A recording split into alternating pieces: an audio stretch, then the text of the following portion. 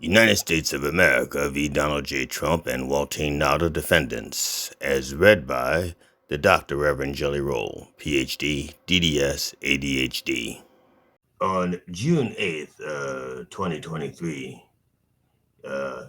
there was an indictment for the former President Donald Trump and his valet Waltine Nauta. United States of America versus Donald J. Trump and Waltine Nauta. It's a 50-page document. I don't expect everybody to read all 50 pages. And it just so happens that one of my parishioners explained to me that they don't have time to read 50 pages of the document. And I explained to them, well, only 44 are actually worth reading. The last 6 are just basically the penalties for the alleged crimes here. So, what I have done to help my parishioners is I'm creating this video where I will be reading all 44 pages, and I will make a audio version available as well. It'll actually be the same information. I'm just going to remove the video and it'll just be audio. And the only difference is with the audio only, you will not see any of the visual displays. But I will be reading this indictment word for word, except where if the actual audio is available to me, then I will play the audio instead of me reading it. Now, as I said, it's 44 pages. And to help you follow along, I will not read out the page numbers I'm on, but I will read the paragraphs. There will be 96 paragraphs in total. And I will enumerate each one as I come to it. And I will be listing their subtitles or their headings. So, for example, on page 1, I will not tell you I'm reading page 1. I will just read what's on page 1. United States of America versus Donald J. Trump and Waltine Nauta, Defendants. Indictment. The grand jury charges that general allegations, at times material to this indictment, on or about the dates and approximate times stated below. Introduction. Paragraph 1. Defendant Donald J. Trump was the 45th President of the United States of America. He held office from January 20th, 2017 until January 20th, 2021. As President, Trump had lawful access to the most sensitive classified documents and national defense information gathered and owned by the United States government, including information from the agencies that comprise the United States intelligence community and the United States Department of Defense. Paragraph 2. Over the course of his presidency, Trump gathered newspapers, press clippings, letters, notes, cards, photographs, official documents, and other materials in cardboard boxes that he kept in the White House. Among the materials Trump stored in his boxes were hundreds of classified documents. 3. The classified documents Trump stored in his boxes included information regarding defense and weapons capabilities of both the United States and foreign countries, United States nuclear programs, potential vulnerabilities of the United States and its allies to military attack, and plans for possible retaliation in response to a foreign attack. The unauthorized disclosure of these classified documents could put at risk the national security of the United States, foreign relations, the safety of the United States military and human sources, and the continued viability of sensitive intelligence collection methods. 4. At 12 p.m. on January 20th, 2021, Trump ceased to be president. As he departed the White House, Trump caused scores of boxes, many of which contained classified documents, to be transported to the Mar-a-Lago Club in Palm Beach, Florida, where he maintained his residence. Trump was not authorized to possess or retain those classified documents. Paragraph 5. Mar-a-Lago Club was an active social club which between January 2021 and August 2022 hosted events for tens of thousands of members and guests. After Trump's presidency, the Mar-a-Lago Club was not an authorized location for the storage, possession, review, display, or discussion of classified documents. Nevertheless, Trump stored his boxes containing classified documents in various locations at the Mar-a-Lago Club, including in a ballroom, a bathroom and shower, an office space, his bedroom, and storage room. 6. On 2 occasions in 2021, Trump showed classified documents to others as follows. This is 6A. In July 2021, at Trump National Golf Club in Bedminster, New Jersey, the Bedminster Club, during an audio recorded meeting with a writer, a publisher, and 2 members of his staff, none of whom possessed a security clearance, Trump showed and described a plan of attack that Trump said was prepared for him by the Department of Defense and a senior military official.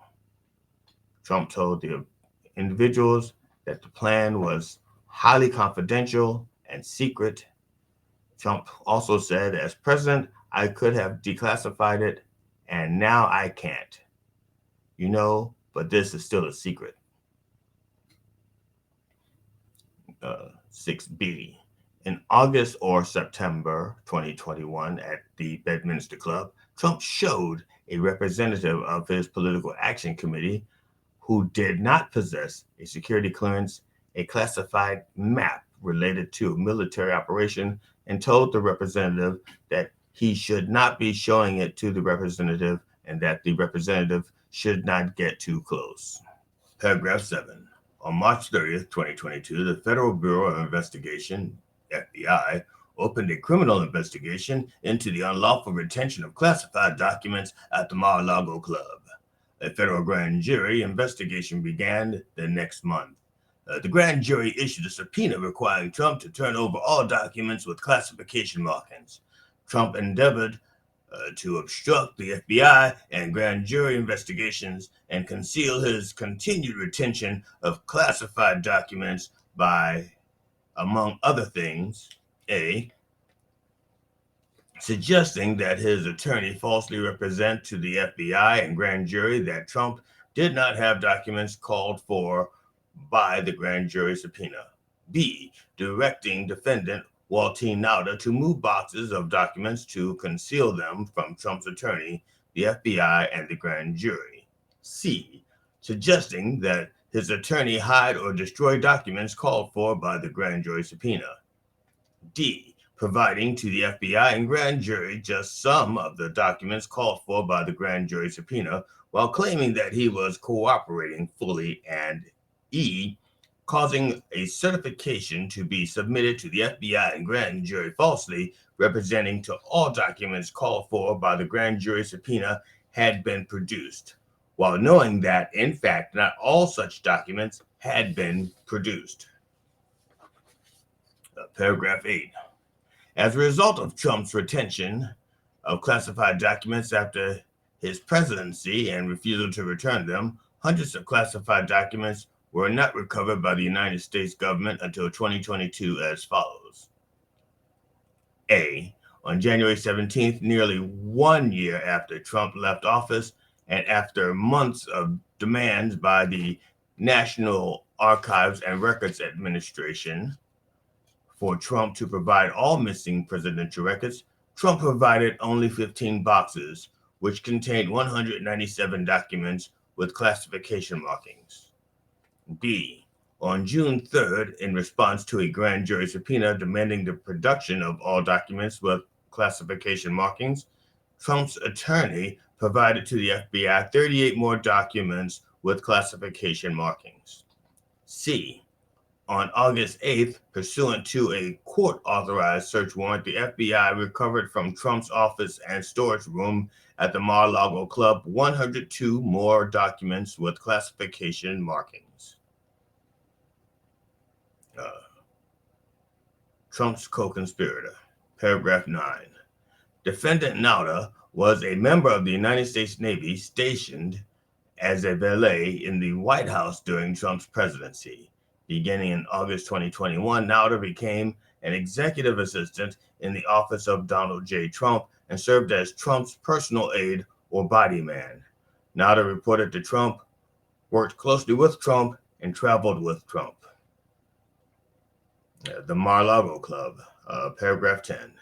The Mar-a-Lago Club was located on South Ocean Boulevard in Palm Beach, Florida, and included Trump's residence, more than 25 guest rooms, 2 ballrooms, a spa, a gift store, exercise facilities, office space, and an outdoor pool and patio. As of January 2021, the Mar-a-Lago Club had hundreds of members and was staffed by more than 150 full-time, part-time, and temporary employees. Between January 2021 and August 2022, the Mar-a-Lago Club hosted more than 150 social events, including weddings, movie premieres, and fundraisers that together drew tens of thousands of guests. Paragraph 12. The United States Secret Service, provided protection services to Trump and his family after he left office, including at the Mar-a-Lago Club, but it was not responsible for the protection of Trump's boxes and their contents. Trump did not inform the Secret Service that he was storing boxes containing classified documents at the Mar-a-Lago Club. Classified information, paragraph 13. National security information was information owned by, produced for, and under the control of the United States government, pursuant to Executive Order 12958, signed on April 17, 1995, as amended by Executive Order 13292 on March 25, 2003, and Executive Order 13526 on December 29, 2009. National security information was classified as top secret, secret, or confidential as follows. A. Information was classified as top secret if the unauthorized disclosure of that information reasonably could be expected to cause exceptionally grave damage to the national security that the original classification authority was able to identify or describe. B. Information was classified as secret if the unauthorized disclosure of that information reasonably could be expected to cause serious damage to the national security that the original classification authority was able to identify or describe. C. Information was classified as confidential if the unauthorized disclosure of that information reasonably could be expected to cause damage to the national security that the original classification authority was able to identify or describe. Paragraph 14. The classification marking NOFORN, or no foreign, stood for not releasable to foreign nationals and denoted the dissemination of that information was limited to United States persons. Paragraph 15. Classified information related to intelligence sources, methods, and analytical processes was designated as sensitive compartmented information, SCI. SCI was to be processed, stored, used, or discussed in an accredited sensitive compartmented information facility, a SCIF. And only individuals with the appropriate security clearance and additional SCI permissions were authorized to have access to such national security information. Paragraph 16. When the vulnerability of or threat to specific classified information was exceptional and the normal criteria for determining eligibility for access to classified information was insufficient to protect the information from unauthorized disclosure, the United States could establish special access programs, SAPs, to further protect the classified information. The number of these programs was to be kept to an absolute minimum and limited to programs in which the number of persons who ordinarily would have access would be reasonably small and commensurate with the objective of providing enhanced protection for the information involved. Only individuals with the appropriate security clearance and additional SAP permissions were authorized to have access to such national security information, which was subject to enhanced handling and storage requirements. Paragraph 17. Pursuant to Executive Order 13526, information classified at any level could be lawfully accessed only by persons determined by an appropriate United States government official to be eligible for access to classified information and who had signed an approved non-disclosure agreement, who received a security clearance, and who had a need to know the classified information. After his presidency, Trump was not authorized to possess or retain classified documents. Paragraph 18. Executive Order 13526 provided that a former president could obtain a waiver of the need-to-know requirement if the agency head or senior agency official of the agency that originated the classified information, one, determined in writing that access was consistent with the interests of national security, and two, took appropriate steps to protect classified information from unauthorized disclosure or compromise, and ensured that the information was safeguarded in a manner consistent with the order. Trump did not obtain any such waiver after his presidency. The executive branch departments and agencies whose classified documents Trump retained after his presidency. Paragraph 19. As part of his official duties as president, Trump received intelligence briefings from high-level United States government officials, including briefings from the director of the Central Intelligence Agency, the chairman of the Joint Chiefs of Staff, senior White House officials, and designated briefer. He regularly received a collection of classified intelligence from the United States intelligence community, USIC, known as the President's Daily Brief. Paragraph 20. The USIC's mission was to collect, analyze, and deliver foreign intelligence and counterintelligence information to America's leaders, including the president, policymakers, law enforcement, and the military, so they could make sound decisions to protect the United States. The USIC consists of United States executive branch departments and agencies responsible for the conduct of foreign relations and the protection of national security. Paragraph 21. After his presidency, Trump retained classified documents originated by or implicating the equities of multiple USIC members in other executive branch departments and agencies, including the following.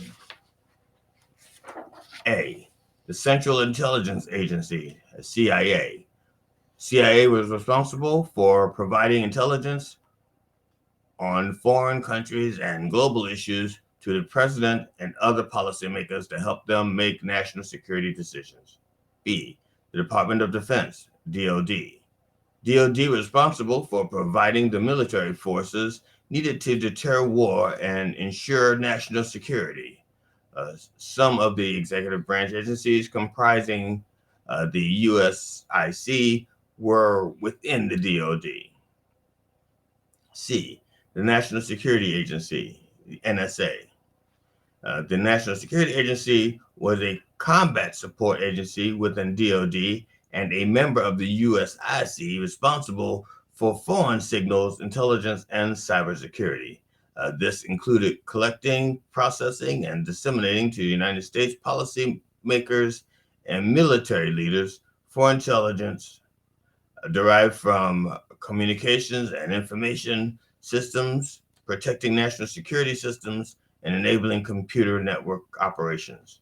D, the National Geospatial Intelligence Agency. The National Geospatial Intelligence Agency was a combat support agency within DoD responsible for the exploitation and analysis of imagery intelligence, and geospatial information in support of the national security objectives of the United States and the geospatial intelligence requirements of DoD, the Department of State, and other federal agencies. E, the National Reconnaissance Office. The National Reconnaissance Office was an agency within the DoD responsible for developing, acquiring, launching, and operating space-based surveillance and reconnaissance systems that collected and delivered intelligence to enhance national security. F, the Department of Energy.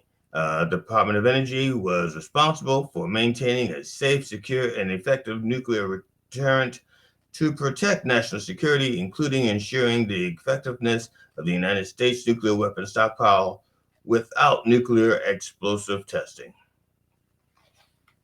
G, the Department of State and Bureau of Intelligence and Research. The Department of State was responsible for protecting and promoting United States security, prosperity, and democratic values. Within the Department of State, the Bureau of Intelligence and Research was a member of the USIC and responsible for providing intelligence to inform diplomacy and support United States diplomats.